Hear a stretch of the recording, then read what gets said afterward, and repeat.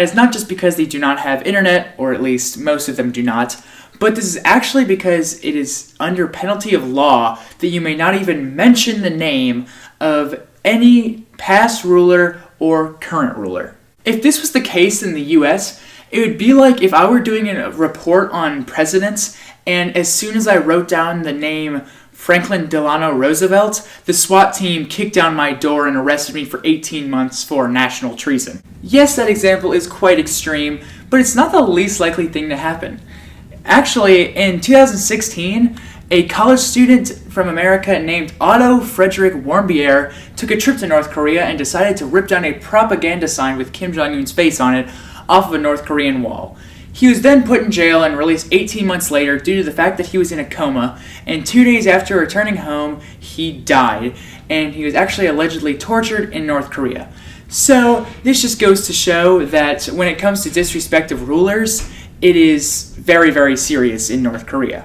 Now, my final point I'm going to talk about actually doesn't have to do with freedom of speech or religion really at all. It more has to do with where you're living. So let's say this.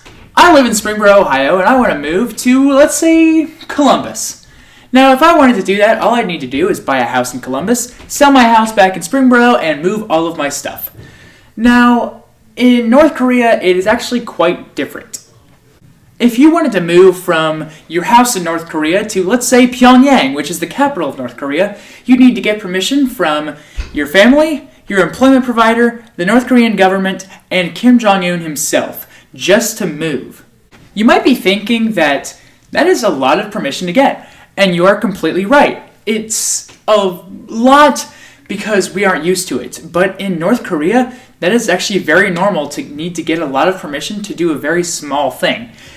On top of all of this permission, you are almost guaranteed to not get it.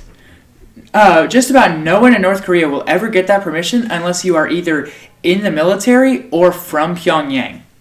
Yes, it is quite unfair that you have to be in the military or be from Pyongyang to even have a chance at getting that permission, but when you think about the fact that you have to get the permission overall, either way, it's just kind of rude. Well, I gotta go eat dinner, so thanks for watching and stay fresh, cheese bags.